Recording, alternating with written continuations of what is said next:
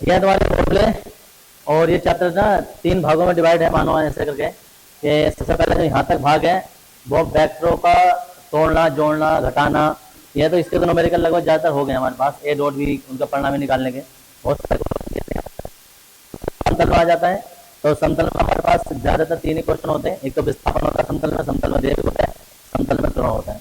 उसके बाद प्रक्षेप गति है, ठीक है जी। तो प्रक्षेप गति भी समतल में ही होती है। तो प्रक्षेप गति का ये अध्ययन काल है, प्रक्षेप गति की ये महत्वपूर्ण गति की क्षैतिज पदार्थ है। यहाँ तक ये दूसरा पार्ट हो जाता है। फिर अपने आप में ये एक अलग गति चलती है और ये वृत्तीय गति होती है। वृत्तीय गति में कोणीय विस्थापन है, कोणीय वेग है। कोणीय वेग के 3 फॉर्मूले होते हैं। एक तो होता है विस्थापन परिवर्तन के समय दर होगा कि वेग बराबर जो होता है 4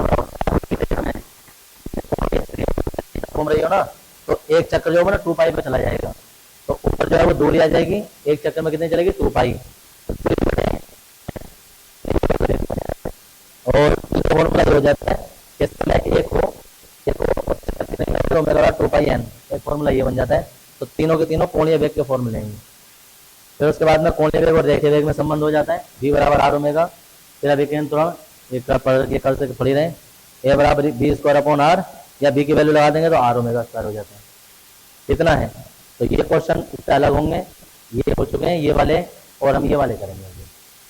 अब आ जाओ यहाँ दिमाग में एक बात, अगर हमारे पास विस्थापन है मतलब r, तो अगर हम विस्थापन में परिवर्तन कर रहे हैं समय के साथ में तो वो वेग बन जाता है।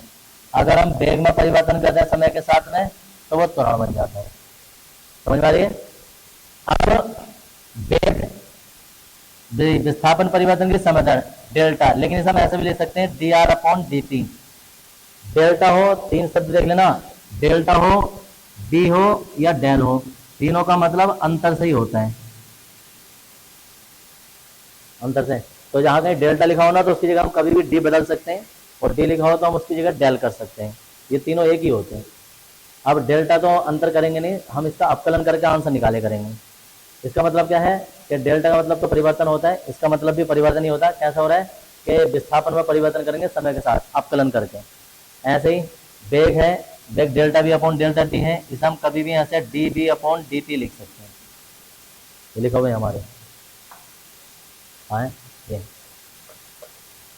तो 2 फॉर्मूले होते हैं ये, इसलिए याद रखना। अब देखो दिया क्या है, दिया है विस्थापन समीकरण, दी है विस्थापन समीकरण है r बराबर 2i t square plus 5j plus 6t। सब पे कैट है यहाँ। अब वो कह रहे हैं वेग निकालना है इसका, तो हम कहेंगे कि समतल में वेग जो होता है ना वो विस्थापन परिवर्तन की समय दर को कहते हैं। r की वैल्यू लगा देंगे तो d upon D T, r की वैल्यू आ जाएगी 2i t square plus 5j t plus 6t। अब सोचो किसी ने अपकलन ना पड़ा होगा तो उसे तो ये पता ही नहीं चलेगा, उससे तो हालत खराब हो जाएगी। ये 2i ना संख्या है, जैसे 5 6 7 होती है ऐसे, तो 2i ये तो बाहर ले लेंगे हम, अपकलन इसका होगा। तो हम इसका अपकलन कर रहे हैं, 2i तो अलग हो गया, टी का अपकलन कैसे करते हैं डी अपॉन डी और ये टी स्क्वायर, संख्या है तो बाहर आ जाएगी, डी अपॉन डी टी और टी का वैल्यू प्लस 6j, ये 6 के साथ आ जाएगा और यहाँ सिर्फ 1 ही बचेगा D I upon D T. और यहाँ क्या चल रहा है, ये जो हमारे पास है ये वेग चल रहा है। अब तो क्या हमारे पास हमने इसका आर का ऐसा लगाया तो वेग जो हमारा सदिश रूप में चलेगा, क्योंकि आई जे अपकलन कर दो। कैसे करते हैं अपकलन, ये 2 आगे आ जाएगा और टी में से 1 कम हो जाएगा, ये तो था अपकलन। अपकलन हो गया, टी के सापेक्ष कर रहे हैं हम। ऐसे ही जो आगे भी गया, समझ गए, तो 1 में से 1 जाएगा तो 0 होगा, घात 0 होती तो 1 हो जाता है। या तुम ऐसा ना समझ के तो समझ लेना कि ये ऊपर भी डी टी है नीचे भी डी टी है, कट गया तो 1 आ गया। प्लस अगर टी होता तो कोई ना कोई मान होता, लेकिन जब टी है नहीं ना तो पूरा यहाँ चक्र माना जाएगा, अचर पद का फलन 0 होता है। जैसे कोई संख्या, तो संख्या तो साधारण संख्या होते हैं, फलन 0 होते हैं, ये नियम में लिखवा रखा है। 2 से गुणा करेंगे 4i टी, तो बचेगा टी बचेगा, प्लस 5 जे, और ये तुम्हारे वेग का आंसर आ गया। ये समतल में विस्थापन का समीकरण होता है, ये समतल में वेग आ गया। अब इसका एक बार अवकलन और कर देना तो त्वरण बन जाएगा, लेकिन उसने त्वरण पूछा नहीं है, अभी अगले सवाल में आएगा तब करेंगे। लेकिन उसने ये हाँ, तो 2 आगे आ गया, 2 में से 1 कम हो गया, ये आ गया, 2 में से 1 कम होगा तो 1 ही घात बचेगी। यहाँ से dt से dt कट गया, 1 ही बचा। यहाँ t है नहीं तो 0 हो जाएगा, t होता तो अवकलन होता। अब हाँ हाँ, जब एक से 1 आगे आ गया तो उसमें से 1 कम हो जाता है घात में। अब खत्म नहीं हुआ है, यदि t बराबर 2 सेकंड हो तो वेग का परिणामी ज्ञात कीजिए। परिणामी का मतलब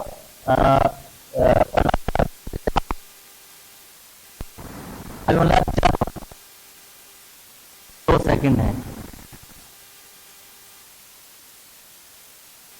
t बराबर 4i और t की जगह आ जाएगा 2, और तो कहीं है नहीं, तो कितना हो जाएगा, ये 8, ये 8i प्लस 1 हो गया। अब इसका परिणामी निकालना, परिणामी कैसे निकालते हैं, परिणामी तो परिणामी निकाला जाता है मोड से, यानी कि b, कैसे निकालते हैं, अंडर रूट करके।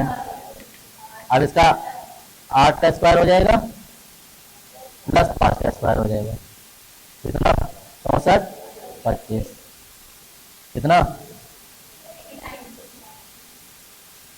b बराबर ये b का परिमाण आ जाएगा, ये तो कितना हो जाएगा 89 हो जाएगा। किसी का वर्ग होता है कहीं इतना, और ये आ जाएगा यहाँ मीटर प्रति सेकंड,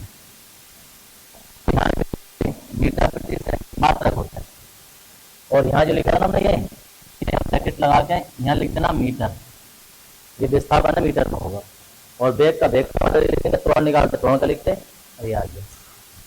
इस तरीके से तुम्हारा ये एक क्वेश्चन होता है। इसके बाद जो है वो दूसरा क्वेश्चन आ जाएगा।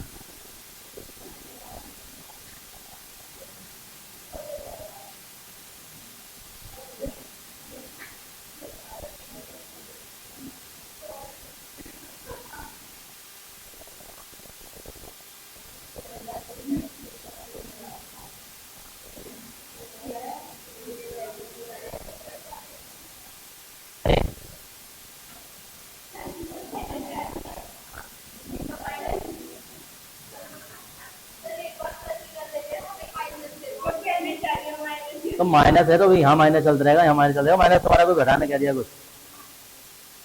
देखो विस्थापन समीकरण ये है और ये मीटर में है, और अब तक इन्होंने वेग और त्वरण ज्ञात कीजिए, दोनों पूछे।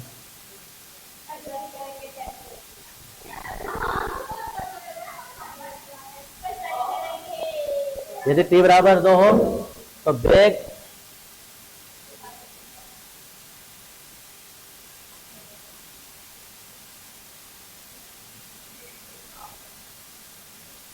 अगर तुम लोग एक भी सवाल नहीं करोगे ना तो भी करने तो हमें ही है, समझ गए जी। लेकिन करोगे तो किसी पड़ोसी के लिए नहीं करोगे, कहने का मतलब ये एक यही ऐसी चीज है जिसमें कि किसी का साझा नहीं है।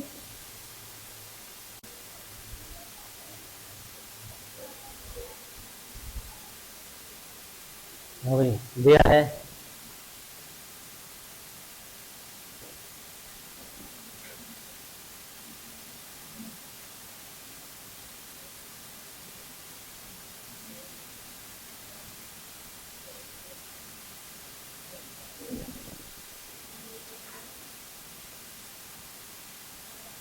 वेग जो होगा वेग v बराबर D R upon D T हो जाएगा,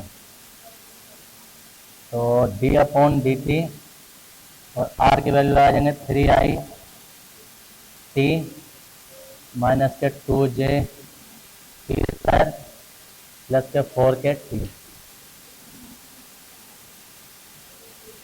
3i और इसका अवकलन होगा तो यहाँ 3 आ जाएगा, इसमें से 1 कम हो जाएगा, 2j यहाँ 2 आ जाएगा और 2 में से 1 कम हो जाएगा, प्लस 4 के और ये 1 हो जाएगा।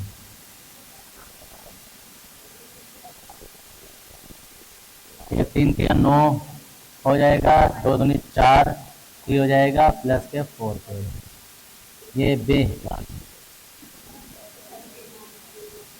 अब हम देखेंगे जब t बराबर 2 सेकंड है तब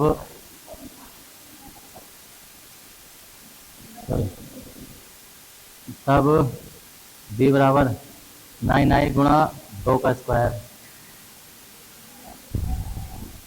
4 जगह t की जगह 2 आ जाएगा, ये 4 के 4×9 i माइनस 4 दूनी 8j प्लस के 4 के बी में का परिमाण आ जाएगा 36 का स्क्वायर प्लस 8 का स्क्वायर प्लस 4 का स्क्वायर, जो भी आ जाएगा वो मीटर प्रति सेकंड में लिख देंगे।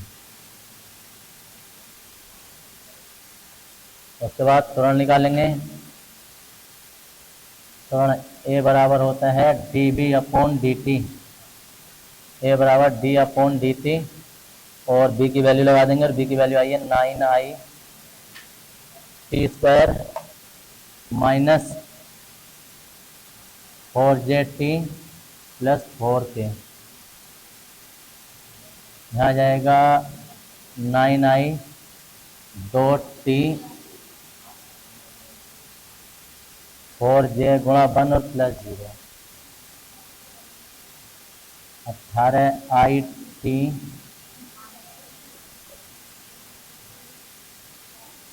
मीटर प्रति सेकंड स्क्वायर।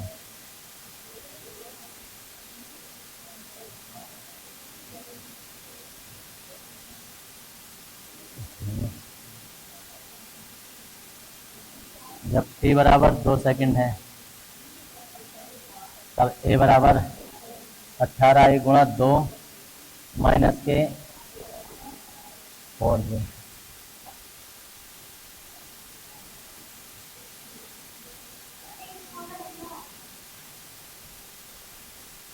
a का परिमाण निकालेंगे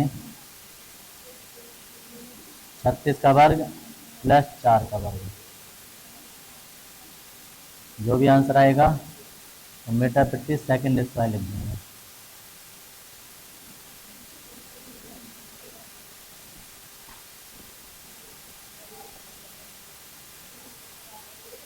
और 36 का वर्ग करके 4 का वर्ग करके जोड़ दो।